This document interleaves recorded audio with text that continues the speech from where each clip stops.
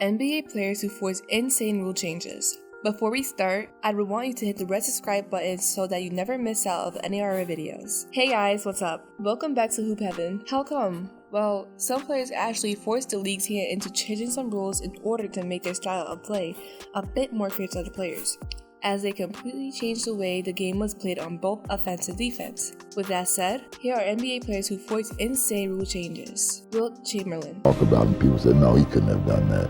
And I'm telling you, it's something that I saw. He was just a great basketball player.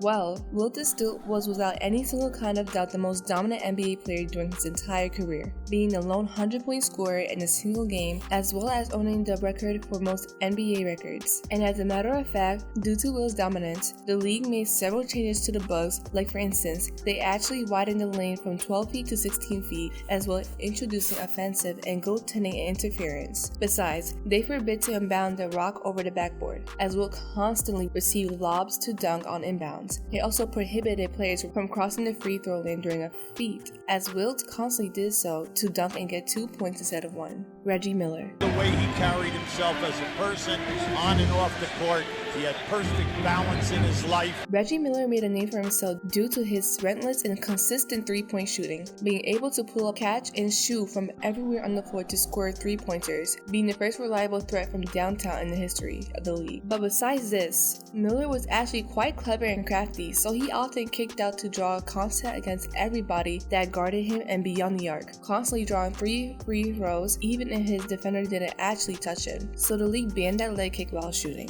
Shaquille O'Neal. Congratulations, 1999-2000 NBA MVP Shaquille O'Neal. Shaq was no questions asked, the most dominant center in basketball during his entire career, showing absolutely no liabilities or mercy on defense or offense, and being able to pull 30 points with 4 seats with great ease as if he was playing against children. In fact, people actually tried to foul him and they wound up getting hurt. O'Neal made a league change the materials of backboards, changed how zone defense was played, and even changed one rule, the hack-a-shack. That meant players couldn't intentionally foul opposing players that didn't have the ball in their hands during the last 2 minutes of the game, or they would reward their opposing team with 2 free throws in the ball, as you see now against Andre Drummond, Dwight Howard, Hassan Whiteside, and DeAndre Jordan. Dwayne Wade. They can just put their head down without any resistance. Oh, what a block from Wade!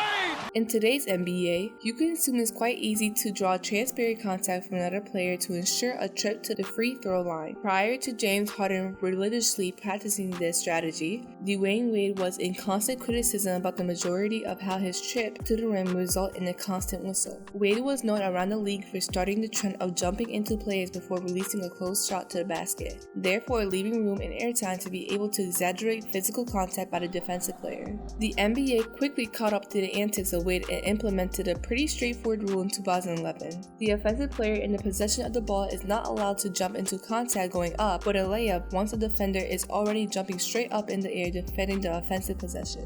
The NBA hoped this would prevent unnecessary contact between smaller guards and more towering forwards when they meet at the hoop, although this hasn't been quite the outcome, as the rule is more abused than ever as each regular season progresses. Bob Curlin. Curlin never played a game in the National Basketball League once it began in the 1940s/50s, which would ultimately develop into the modern-day National Basketball Association. However, the lasting impact he would have on the NBA has continued and will continue into every single season going forward. Goaltending. A 2-time NCAA champion at Oklahoma State, Curlin was known for using his lanky 7-foot figure to roam the paint. He would wait until the offensive player released a shot from anywhere on the floor, just to swat it away from the basket before it had a chance to touch the rim or ultimately put points on the scoreboard. Opposing players became so incredibly frustrated with Curlin that opposing teams and head coaches begged the NCAA for an immediate rule change. They asked and ultimately received. George Mikan. As we touched on the intro, the NBA used an exhibition game between the Minneapolis Lakers and the Milwaukee Hawks to try out an entire game with 12-foot baskets. The goal was to prevent George Mikan from being so dominant around the rim, but as you can tell in the box scores, the plan worked perfectly as Mikan went a lousy 2-14 from the field. So why aren't we seeing the 12-foot baskets right now? Because the alteration hurt every player that night. As Mikey put it